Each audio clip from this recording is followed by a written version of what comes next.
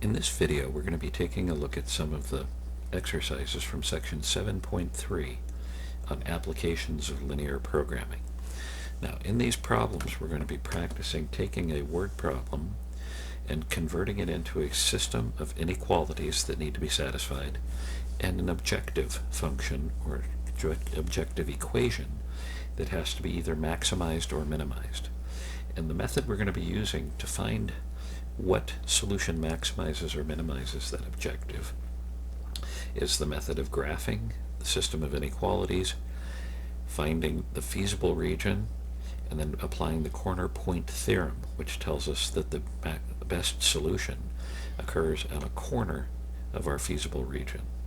So let's start by taking a look at exercise number 6. In problem 6, we read that Samar likes to snack frequently during the day, but he wants his snacks to provide at least 24 grams of protein per day. Each snack pack provides 4 grams of protein, and each mini bite provides 1 gram. Snack packs cost 50 cents each, and mini bites 12 cents. How many of each snack should he use to minimize his daily cost? Well, right there at the very end is where the question is asked. And that's how we start when we translate a word problem into mathematics. We start with what is the question being asked. Again, in this problem, the question being asked is, how many snack packs and how many mini bites should Samar be eating? So we start our problem by letting our variable names, x1, be the number of snack packs that he eats, and x2 be the number of mini bites eaten. Now, once we've got those variables defined, the x1 and the x2, now we can go on to translate what the rest of the problem is telling us. Okay, we read that a snack pack gives him 4 grams of protein, so that I know 4 times the number of snack packs is going to be the total amount of protein in grams that he gets from eating all of the packs of snack packs. We then add to that the fact that we get 1 gram of protein from each mini bite. 1 times x2, x2 is the number of mini bites, will be all the protein eaten from all the mini bites. Together, this is all the protein consumed from the 2 snacks. We're again told that he wants this to be at least 24 grams. So the inequality goes this way. The amount eaten in protein must be bigger than or equal to 24. And that's the inequality that we have to satisfy in this problem. Now, we're also told the cost of the packs. We're told that a snack pack costs 50 cents and a mini bite costs 12 cents. Typically, this objective is what we use the letter Z to represent. So 50 per snack pack. So x1 number of snack packs, 50 times x1 is all the money spent on snack packs. 12 cents per mini bite. x2 number of mini bites, 12 times x2. That's all the price, or all the cost we spend on all the mini bites. Together, that's all the cost we spend on the snacks. Our objective is to minimize this.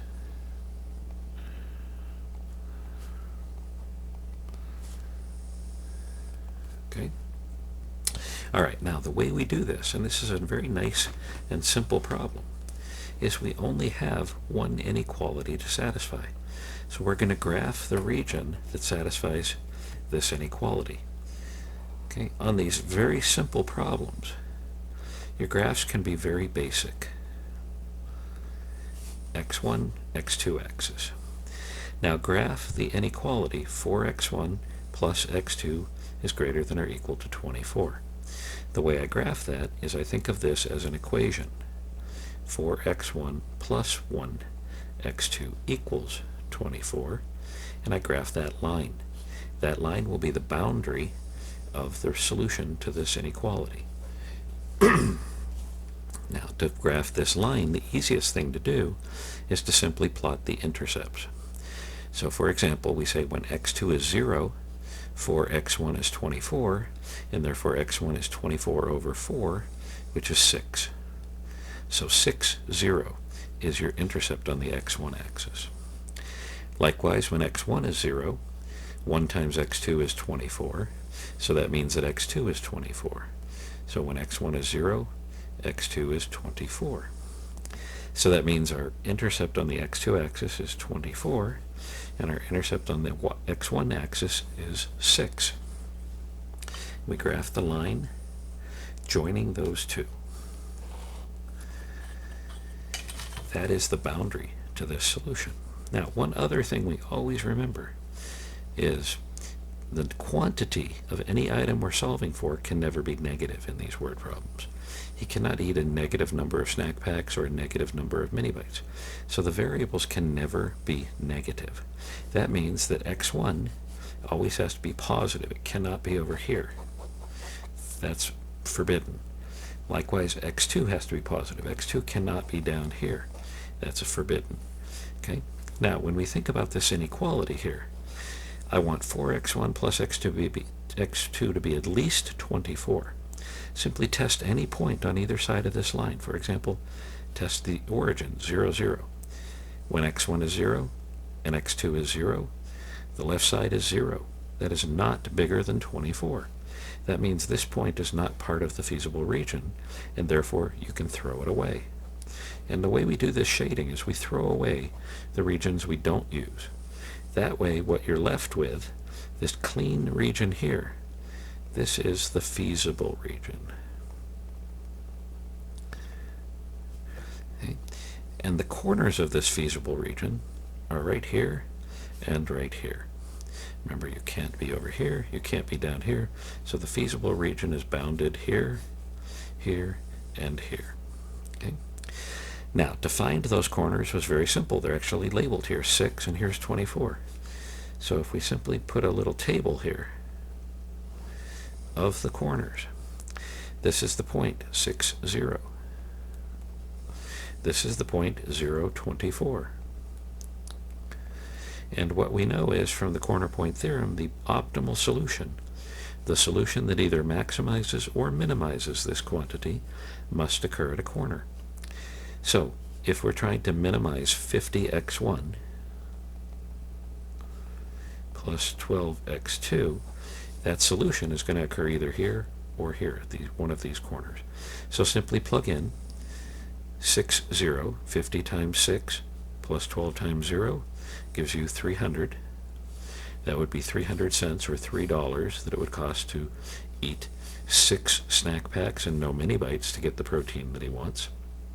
Or we plug in 0, 24. 50 times 0 plus 12 times 24 is $2.88. So $2.88 will also give him 24 grams of protein. That's your winner. That's the lowest cost. So the solution is here. Samar should eat 24 mini bites per day. Alright, so much for variety in the diet there. You'll get a little bored with that, I'm sure, but that's the mathematical solution to the problem.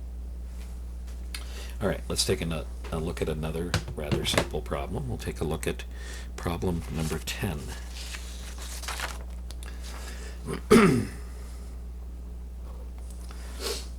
In 10, vitamin supplements are the topic. Jason Gilbert of exercise 2 pays 3 cents for each SuperVite pill and 4 cents for each VitaHealth pill. Because of its other ingredients, he cannot take more than 7 SuperVite pills per day. For example, there may be vitamin A in those pills, and one should not take too much vitamin A in a day. Assuming the same conditions as in example 2, how many of each pill should he take to provide the desired level of vitamin C at a minimum cost? Okay. So here the author refers to exercise 2 at first and then example 2 later on in the problem. He means exercise 2 in both cases here. This is referring back to earlier in the exercises, not in the examples of the book. Okay. All right, but the question is, how many of each pill should he take? So that is, how many SuperVite pills should he take, and how many VitaHealth pills. So that's how we should start the problem. Let X1 be the number of SuperVite pills.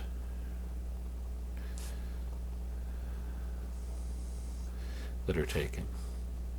And let X2 be the number of VitaHealth pills taken.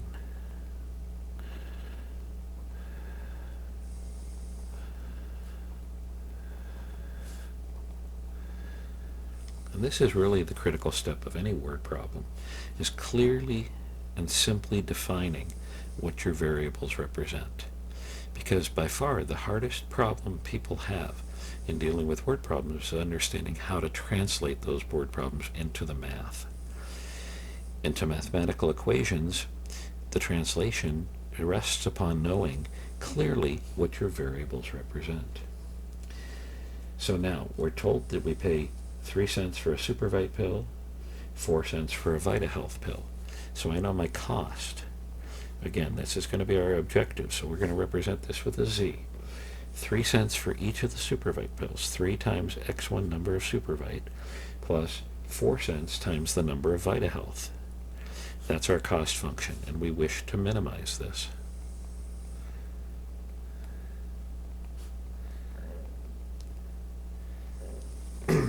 All right, now, referring back to exercise 2, they tell us that Jason needs at least 2,800 milligrams of vitamin C per day.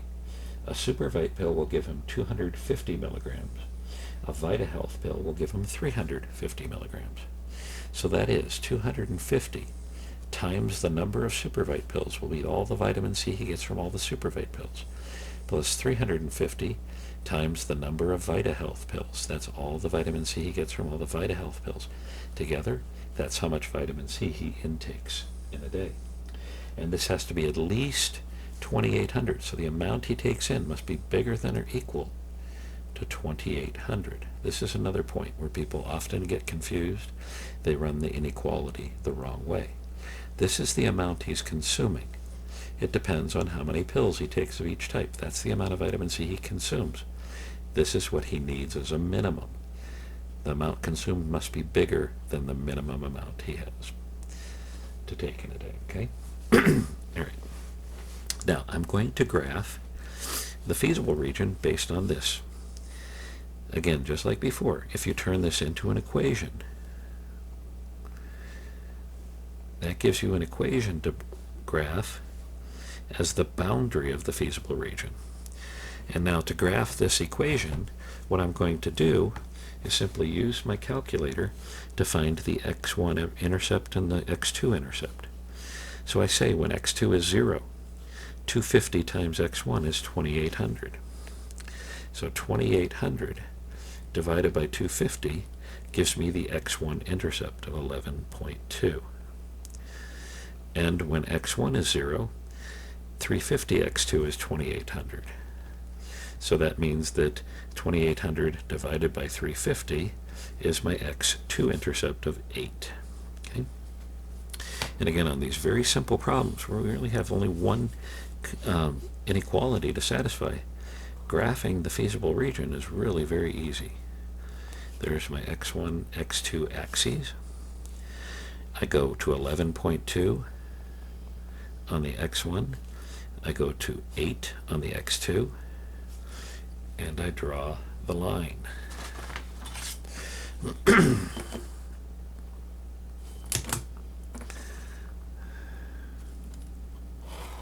There's the boundary of the feasible region. Now remember, x1 has to be positive over here. It cannot be over here. x2 has to be positive. It cannot be down here. So you're always constrained to the first quadrant on all these real world physical problems. Now, I want to satisfy this inequality. I want 250 times x1 plus 350 times x2 to be at least 2,800. Well, test a point. Test the origin, for example. 0 for x1, 0 for x2. This would be 0, which is not bigger than 2,800, which means this side of this line is not part of the solution. And here, therefore, is my feasible region. This is where all the solutions lie in this region here, bounded by this line here, and by this line here. Okay? Of all the points in this feasible region, I want the one point that minimizes the cost. By the corner point theorem, I know that has to occur at one of the corners. So make a little table. The corners and the cost, which again is z, is 3x1 plus 4x2. Well, here's a corner. It's the corner 0, 8. Here's a corner. It's the corner 11.20. So 0, 8. 3 times 0 plus 4 times 8 gives you a cost of 32. Then here is 11.2 for x1 and 0 for x2, so that's 3 times 11.2, giving me 33.6. This is the winner. That's the minimum cost. So that means that Jason should be, according to this, not taking any SuperVite pills, but taking 8 VitaHealth pills per day. Okay? We forgot one little thing to add on here, though, didn't we? Remember, they told us in the problem, because of the other ingredients, he cannot take more than 7 SuperVite pills per day. Well, look at that. We didn't want to take any SuperVite pills per day.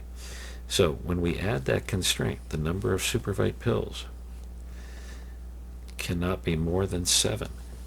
All that says is x1 has to be less than or equal to 7, which now constrains our feasible region to here. Okay? Which means now you have this as your corner instead. Okay? So we don't get the point 11.20 as part of the corner. We get this corner up here instead. And that's where x1 is 7. And let's see, when x1 is 7, what would x2 be? Well, we're on this line. If x1 is 7, that's going to be 250 times 7. That's 1,750 there, plus 350 x2 is 2,800. So 2,800 minus the 1,750 that I move over is what's equal to 350 x2. Divide that 1050 by the 350 and you've solved for x2. There's this corner. Okay?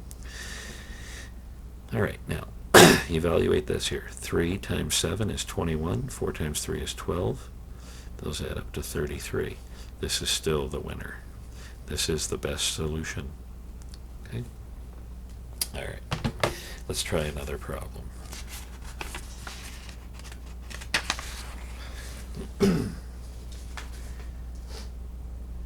Let's take a look at problem number 12. We're dealing with, in number 12,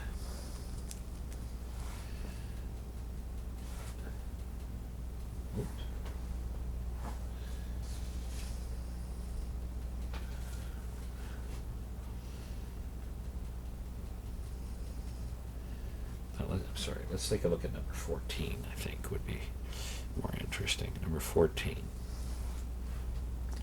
dealing with oil and gas. Okay, so the manufacturing process requires that oil refineries manufacture at least 2 gallons of gasoline for every gallon of fuel oil. To meet the winter demand for fuel oil, at least 3 million gallons a day must be produced. The demand for gasoline is no more than 12 million gallons per day. It takes 0.25 hours to ship each million gallons of gasoline, and 1 hour to ship each million gallons of fuel oil out of the warehouse. No more than 6.6 hours are available for shipping. If the refinery sells gasoline for $1.25 a gallon and fuel oil for $1 per gallon, how much of each should be produced to maximize revenue? Okay, so our goal here is to maximize revenue, and we're going to maximize that revenue by selling millions of gallons of gasoline and fuel oil.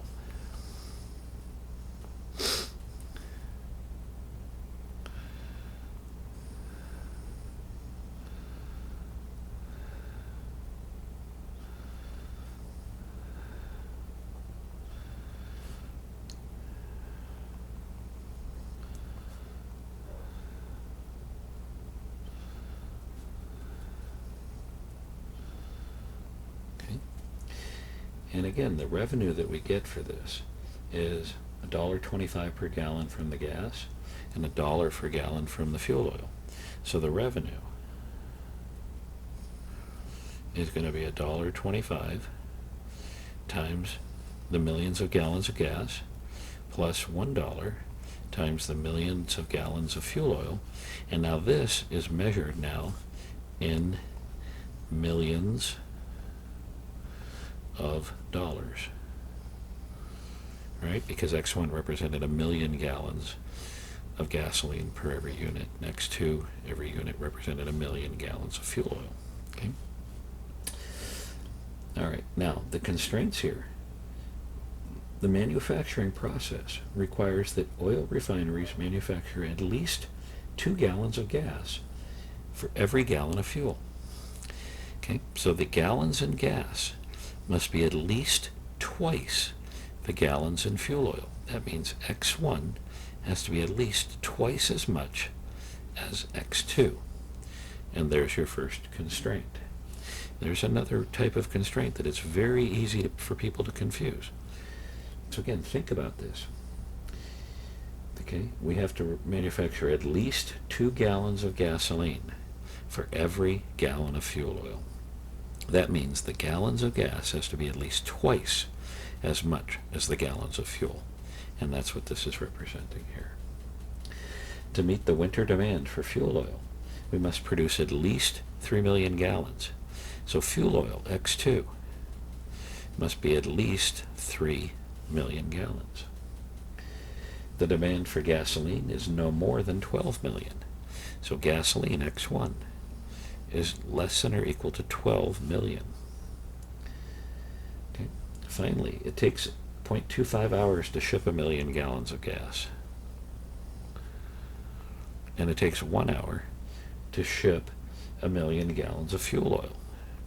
That's how much time we would spend shipping that 0.25 X1 plus 1 X2. But that amount of time is constrained because we only have 6.6 hours available for shipping. So the amount of time we spend shipping must be less than or equal to 6.6. All right. So now let's turn this into a graph. Now, you'll notice, of course, in this problem, all of a sudden, we have several inequalities, 3 inequalities to satisfy, as opposed to just having basically 1 in the previous. When that happens, we have to get a little more careful with our graphing procedure. We want to make sure that the graph is accurate enough that we can capture the corners correctly when we create the graph. Okay? All right, so let's think about this. This is simply the line X1 equals 2X2, which means X2 is 1/2 X1. This is the line X2 is 3, and this is the line X1 is 12. Okay, so let's see what we can get on a graph here.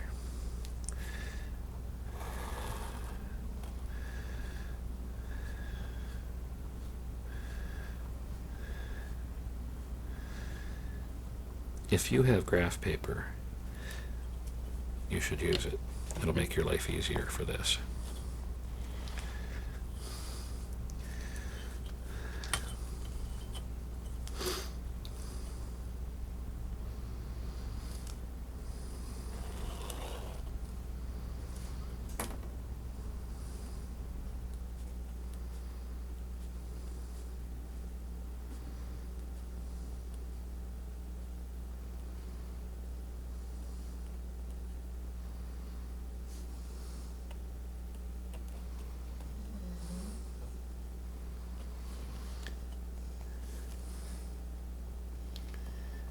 All right. So 1, 2, 3, 4, 5, 6, 8, 9, 10, 11, 12.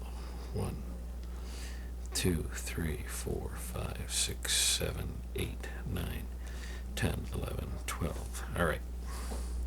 So let's graph these now. X2 is 1/2 of X1. So start at the origin. X1 and X2 are both the same. When X1 is 2, X2 would be 1. here's that line.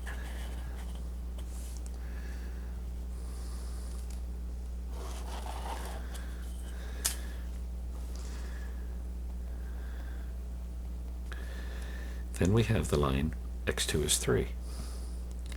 x2 is here. x2 is 3 is this horizontal line.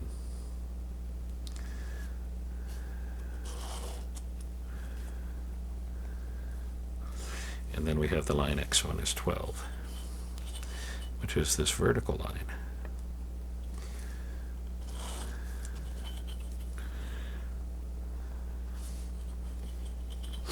Extend these a little further.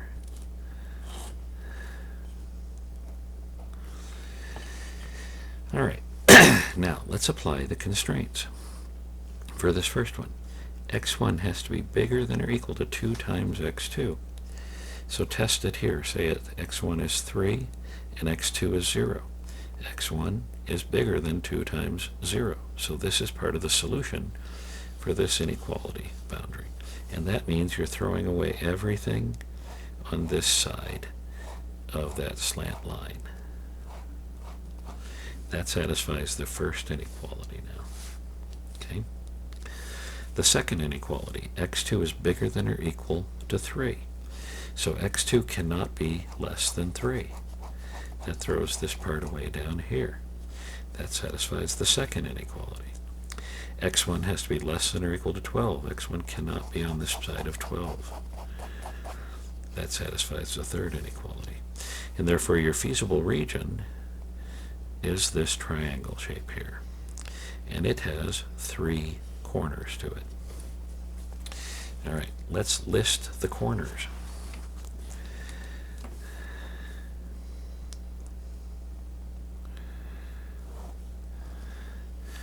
Okay, this corner here, well, that's where x2 is 3. So what would x1 be? Well, you're crossing the line where x2 is 1/2 of x1. So if x2 is 3, that means x1 has to be 6. And we're a little off on our graphing here. 6 is over here, and the point is here, so we're a little off. Not a very accurate graph. Okay. Over here, we got that corner now. Over here, this corner, well, that's where x2 is 3 and x1 is 12. And then you have the corner up here. Okay, that's where x1 is 12 and x2 is 1/2 of x1, which has to be 6. Now, remember your constraint is you're trying to minimize or maximize your revenue, which is $1.25 times x1 plus $1 times x2. So, what's our revenue going to be? According to the calculator, $1.25 times 6 plus $1 times 3 is 3. We get $10.50. Remember, that's in millions, so $10.5 million if we do 6 million gallons of gasoline and 3 million gallons of fuel oil in a day. This one here is going to be better, of course. $1.25 times 12 will be a lot bigger. Add to that 3 times $1, we get 18. There's $18 million if we do 12 million gallons of gas and 3 million gallons of fuel oil. Finally, the 12 and the 6. So $1.25 times 12 plus $1 times 6, and we get 21. And there we have $21 million of revenue if we produce 12 million gallons of gas and 6 million gallons of fuel oil in a day. So that's our winner right there. There's our production schedule. Okay. All right. Now the problems as you go on in the exercises, of course, get a little more challenging. And they get more challenging in the sense that our graphing has to become a little more accurate to make sure we can capture the corners correctly for the feasible region. So let's take a look at 2 more problems before we conclude today. And these will take us a little bit more time to get through, but they'll be bearable for us. Looking at number 16 next. This is on animal nutrition. So we read that a zookeeper has a walrus with a nutritional deficiency. Sounds very serious. She wants to make sure the walrus consumes at least 2,400 milligrams of iron, 2,100 milligrams of vitamin B1, and 1,500 milligrams of vitamin B2. And the way she's going to do this is to give two types of pills, MaxVite pills and HealthaVite pills. And the question is, how many of each should we give? So let's let X1 be the number of MaxVite pills given, and X2 the number of HealthaVite pills given.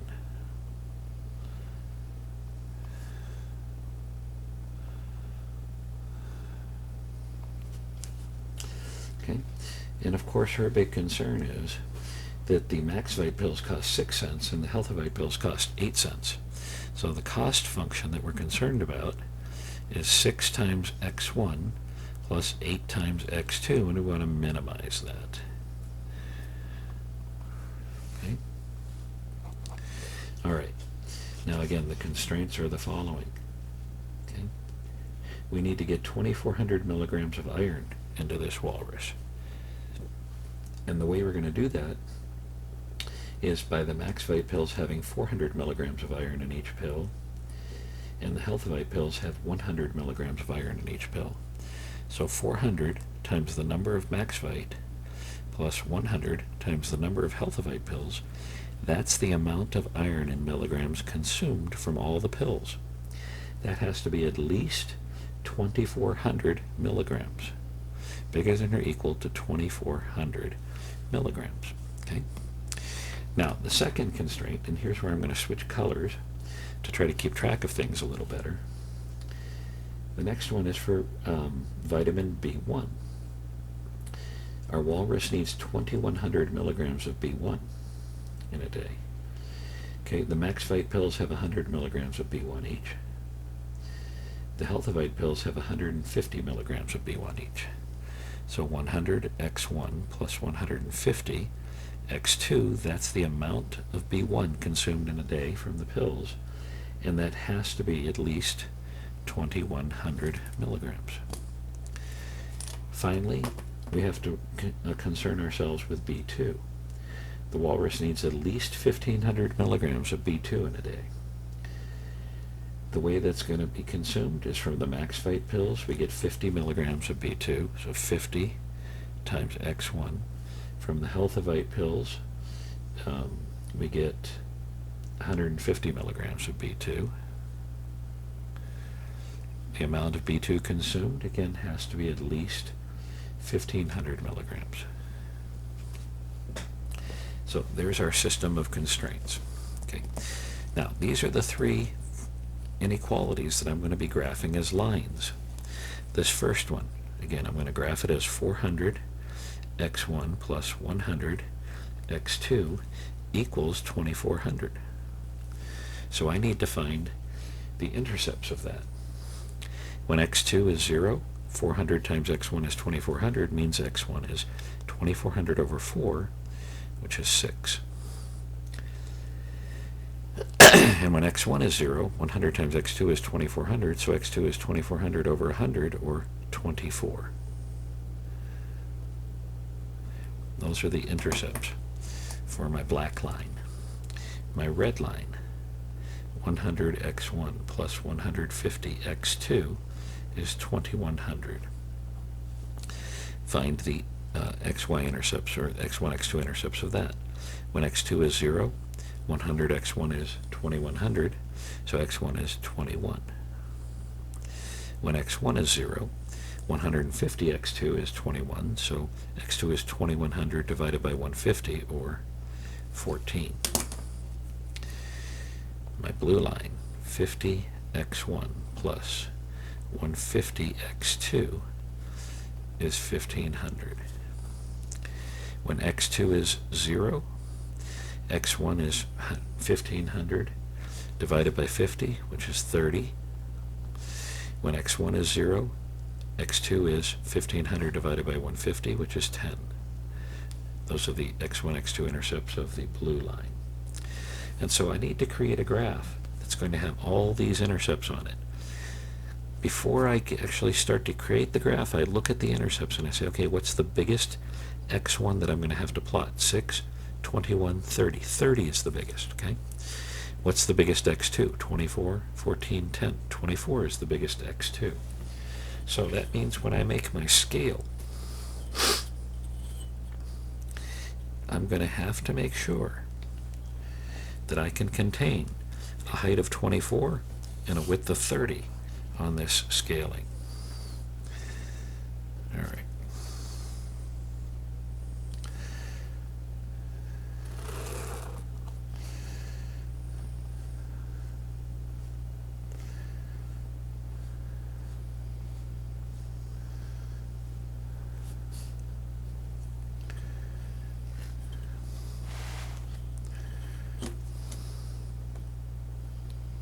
Oops, 2, 4, 6, 8, 10, 12, 14, 16, 18, 20, 22, 24 in the x2 direction.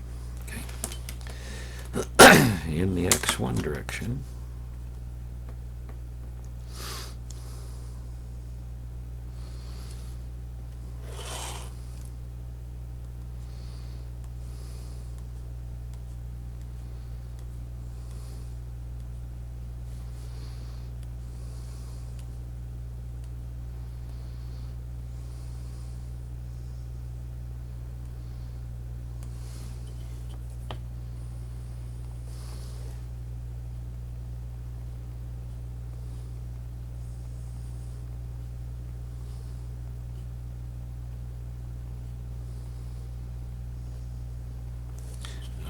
and I think we're all set now.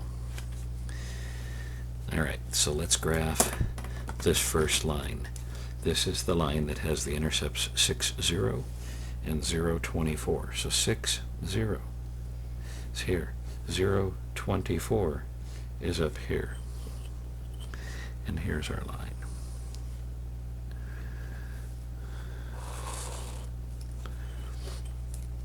All right, the red one.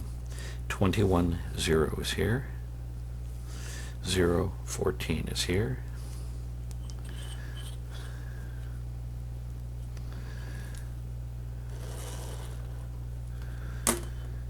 And the blue line. 30, 0 is here. 0, 10 is here.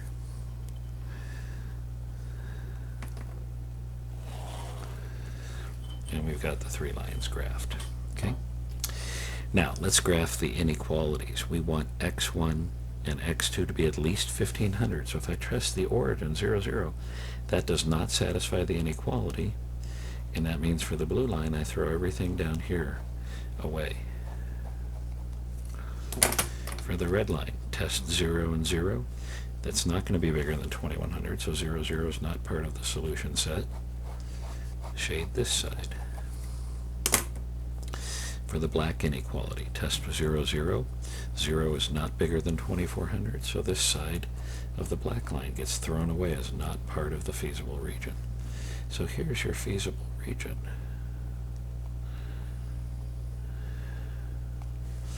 And on this feasible region, we have a corner here, we have a corner here, we have a corner here, and we have a corner down here.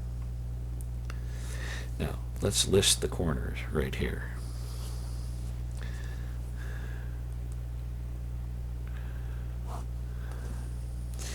The corner up here is very easy. That's the corner 0, 24.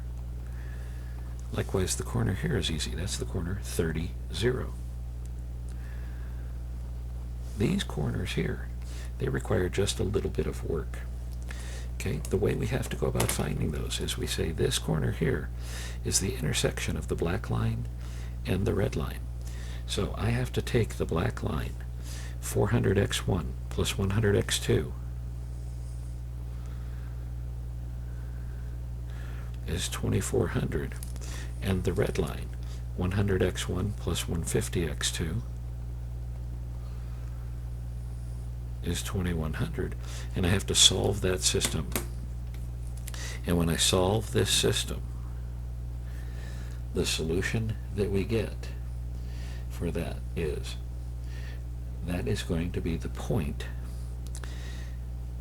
where x1 is 3 and x2 is 12. And if you look on the graph, that seems reasonable. 3 and 12.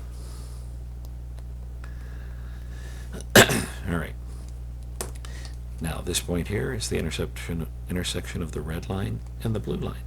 So we have to take the red equation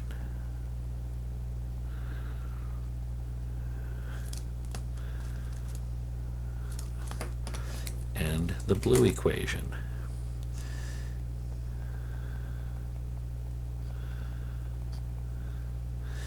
And we have to solve those. Okay.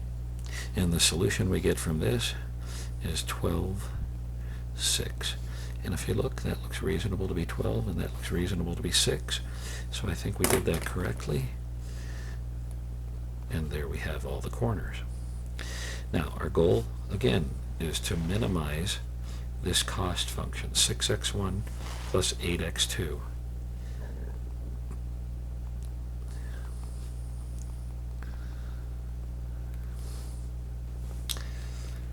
So, with the calculator, 6 times 0 plus 8 times 24 gives us the cost for this one of 192 cents per day. This is 6 times 30 plus 8 times 0. 6 times 30 is 180. That's 180 cents per day for that solution. This is 6 times 3 plus 8 times 12. 6 times 3 plus 8 times 12 gives us 114 cents. And then the 12-6 solution, 6 times 12 plus 8 times 6, it's 120. Your goal was to minimize, so there's your solution. You should be giving 3 of the MaxVite pills and 12 of the HealthiVite pills per day to this walrus to meet its nutritional deficiency. And that way you only spend $1.14 a day. Because heaven forbid you do it wrong and spend $1.20 a day on feeding a walrus, right? We don't want to spend 6 cents extra there. We're probably spending $50 a day on fish to feed this thing. We're going to worry about 6 cents on the vitamins. Okay. One last problem to look at. Number 22. So, let's flip the page and see what 22 says to us. We're investing in number 22. Deere & Company stock sells for $113 a share, has a 3-year average annual return of $10 a share, and the beta value is 0.68. Boeing Company sells for $185 a share, has a 3-year average annual return of $26 a share, and the beta value is 1.19. Jermaine wants to spend no more than $10,000 investing in these two stocks, but he wants to earn at least $1,050 in annual revenue. And Jermaine also wants to minimize the risk. Determine the number of shares that each stock that Jermaine should buy. So let's let X1 be the number of shares of Deere, and X2 be the number of shares of Boeing. Okay. So our goal is to minimize risk.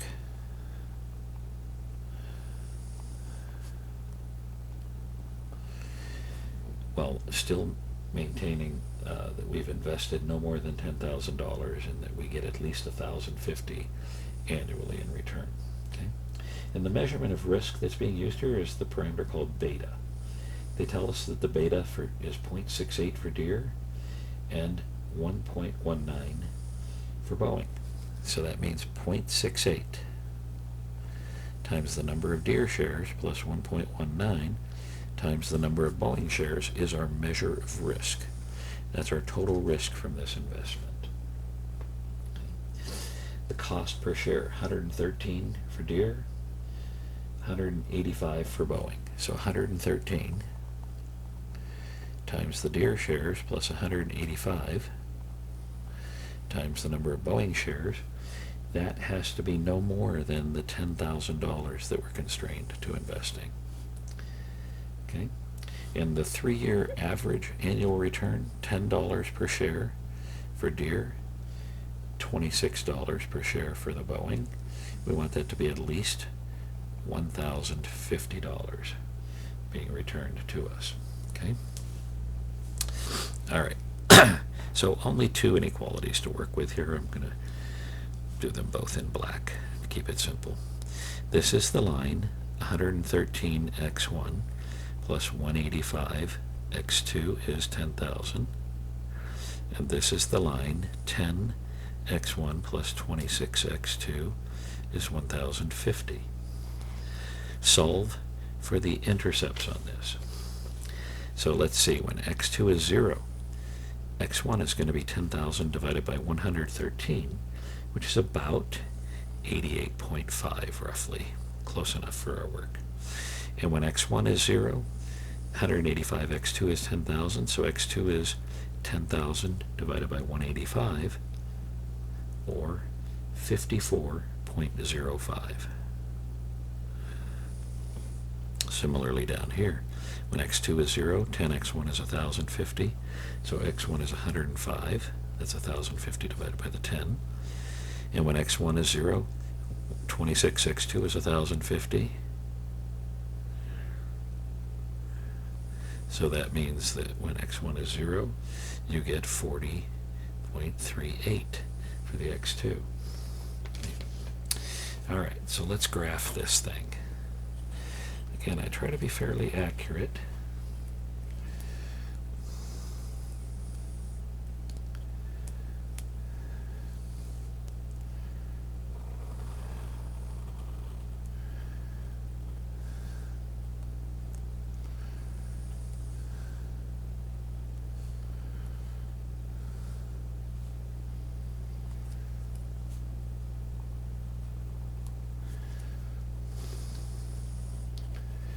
So 10, 20, 30, 40, 50, and 60 in the x2 direction. And in the x1 direction,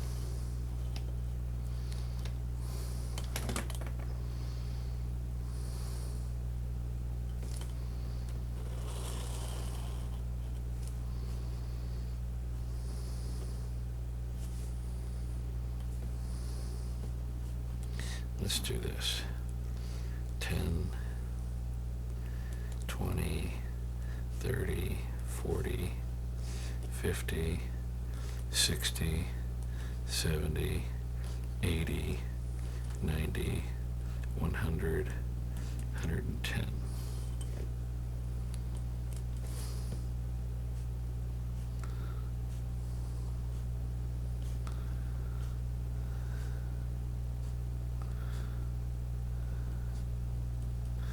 All right. And let's graph that first line.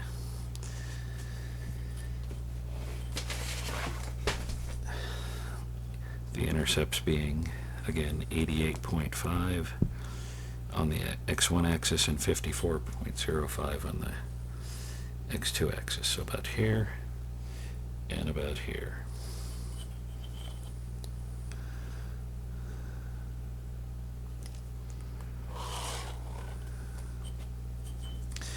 Then we have 105 on the x1 axis and 40.38 about here on the x2 axis.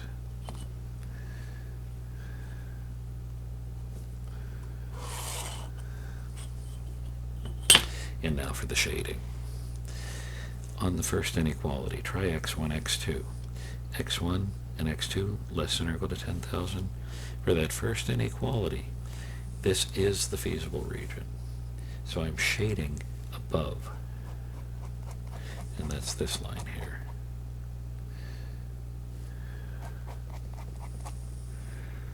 Okay.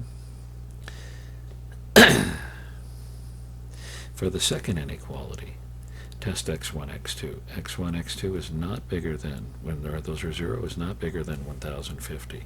So for this inequality, whose boundary is this line, x1, x2 is not part of the solution.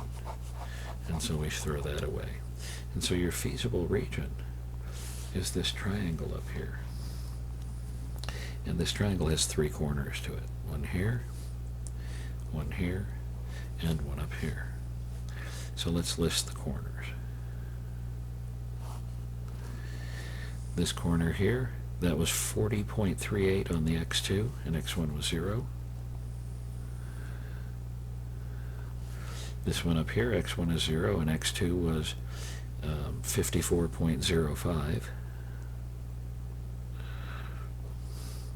And here, this intercept here, well, that's where x1 is 60.4, and x2 is 17.14. And again, you're just solving these two lines simultaneously to get that.